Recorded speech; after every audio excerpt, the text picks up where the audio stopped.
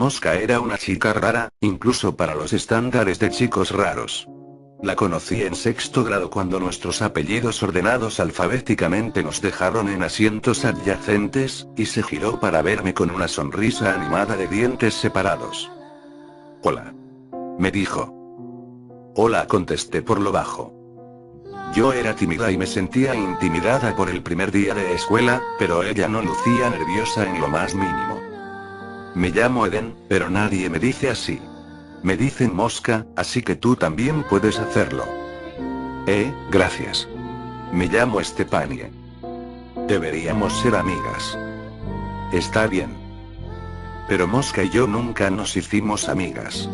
Me hablaba durante clase, caminaba detrás de mí por los pasillos e incluso llegaba a seguirme a casa algunos días, pero nunca sentí un clic con ella.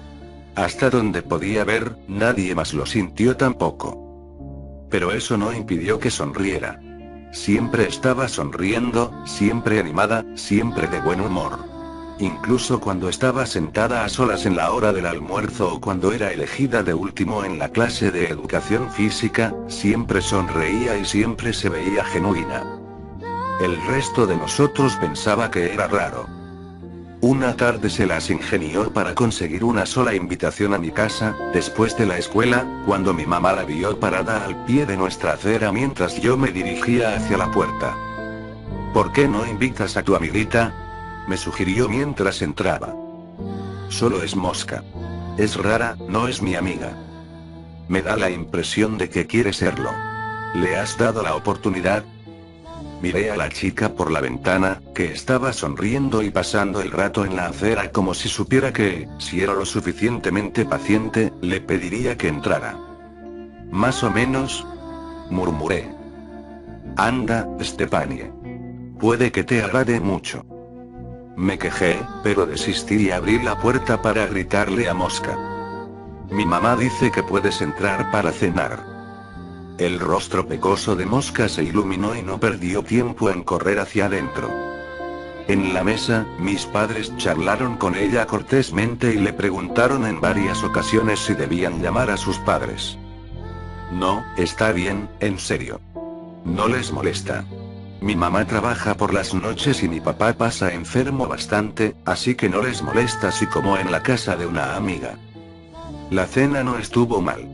Mosca no fue problemática. Se mantenía callada a menos que alguien más le hablara, y se ofreció a ayudar con los platos. Pero luego simplemente no se iba. Incluso se sentó en nuestro sofá para ver televisión con nosotros.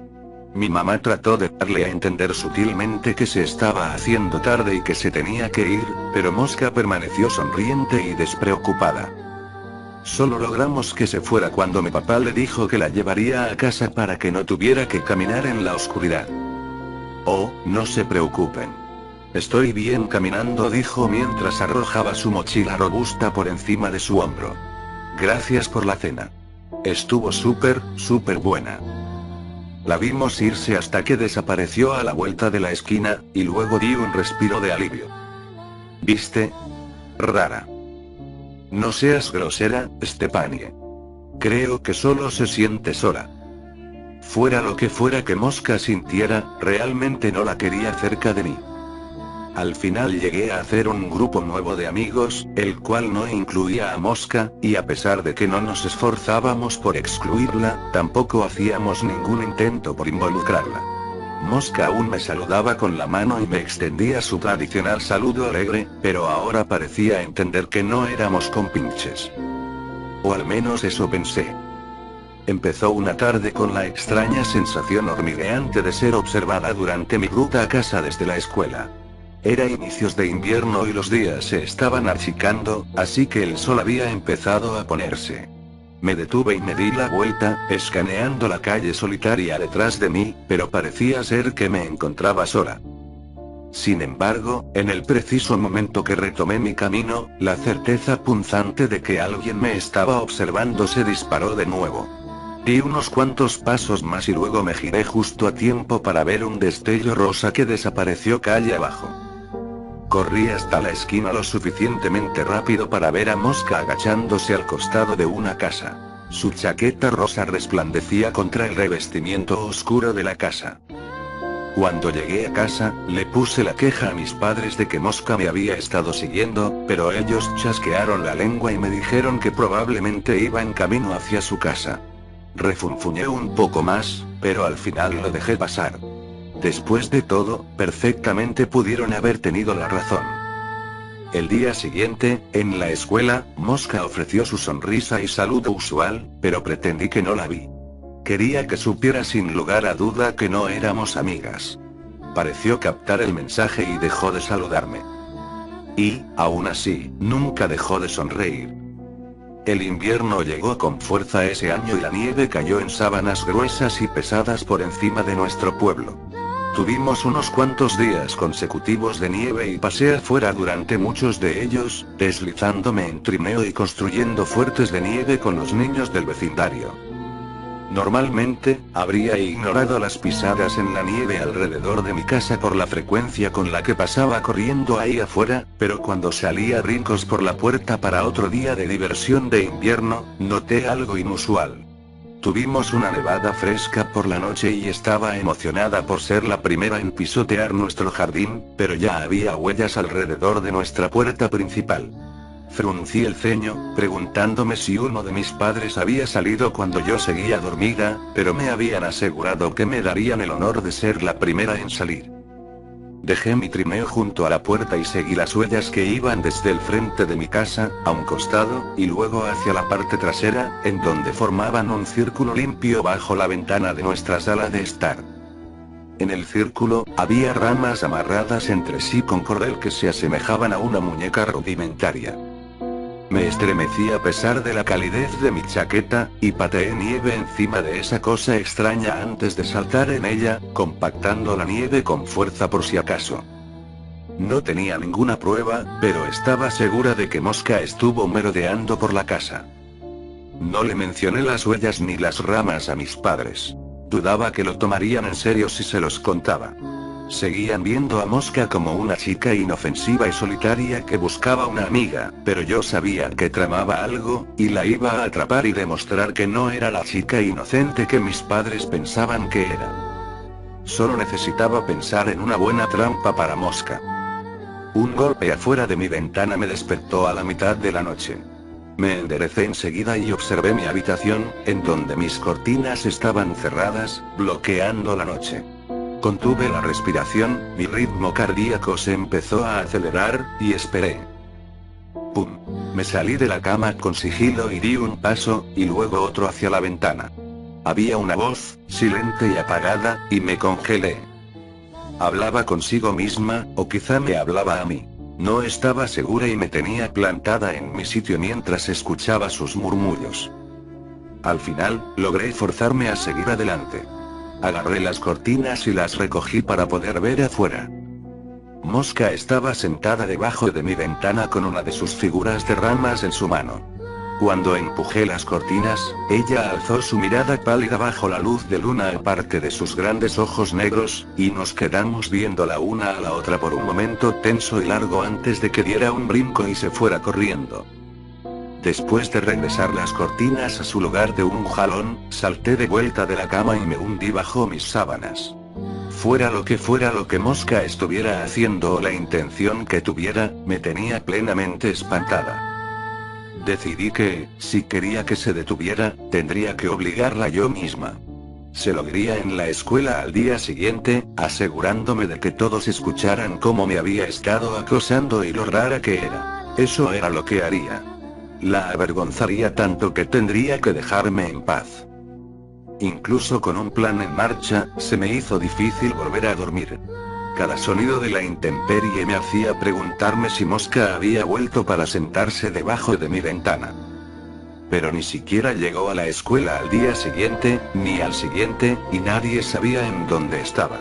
Por más que me desagradara, aún estaba intrigada de por qué no había estado llegando a clases. Pensé que quizá tenía demasiado miedo de presentarse después de que la había cachado, o quizá solo estaba haciendo tiempo con la esperanza de que lo olvidara. Me inquietaba tener que preguntarme en dónde estaba y qué era lo que estaba haciendo. Cuando estaba en la escuela, al menos podía mantener un ojo en ella. Ahora podría estar irrumpiendo en mi hogar y haciendo Dios sabe qué con mis cosas.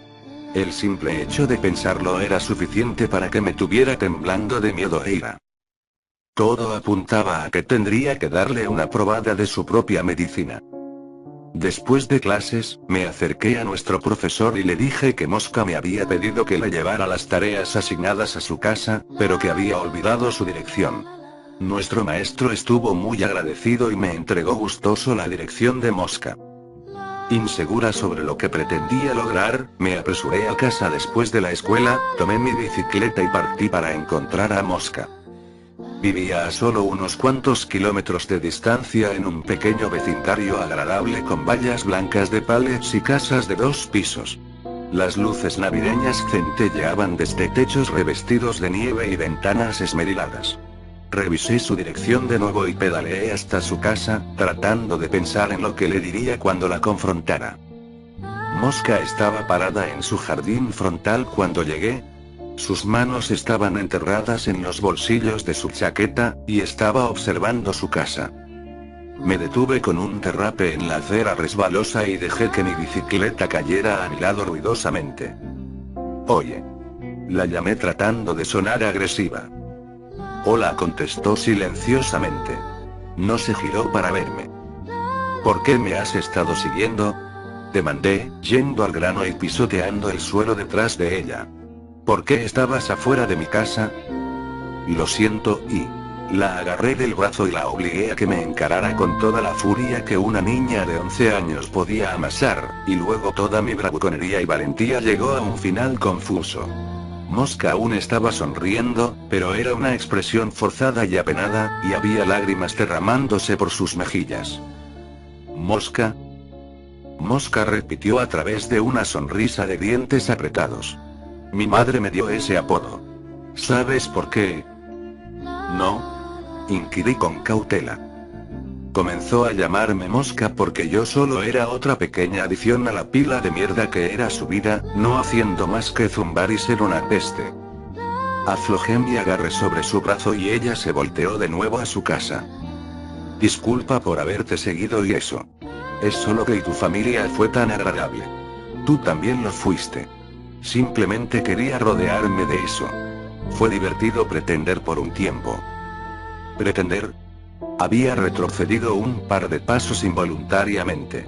La manera en la que hablaba hacía que se me pusieran los pelos de punta. «Sí. Pude pretender que éramos amigas, que le agradaba a tus padres. Incluso hice unas muñecas de ramas como si estuviéramos jugando juntas y es estúpido, ¿eh?». «¿Por qué?». Se encogió de hombros y se pasó la manga de su chaqueta por la nariz. «Porque tu papi no bebe mucho y se queda dormido en el piso y se orina encima. Tu mamá no sale con hombres diferentes cada noche para que le compren regalos. Te cocinan comida y te dejan traer amigos y no te pegan, ¿verdad?». Ese y sí tartamudeé. El olor de humo había comenzado a colmar el aire, y olfateé nerviosamente en tanto mi mirada se deslizaba hacia la casa. Una corriente delgada de gris hacía espirales desde debajo de la puerta frontal. «No le caigo bien a mis padres. Sé que a ti tampoco te caigo bien, ni a tus amigos. No le caigo bien a nadie. Pero aún así me dejaste cenar contigo aquella vez, y fue tan agradable». Ahora el humo se estaba ondulando por debajo de la puerta y se presionaba contra las ventanas. «Mosca, tu casa». Ella asintió. «Lo sé. Tenemos que llamar al 911. Y a tus padres». Me estaba desesperando. Podía escuchar el crepitar de las llamas, que se hacían más fuertes y más hambrientas dentro de su hogar. Mosca solo se quedó ahí parada, con una mirada brillante y húmeda, observando al fuego crecer. «Mis padres están adentro». Y en todo momento, a pesar de lo aquejada que era su expresión, nunca dejó de sonreír.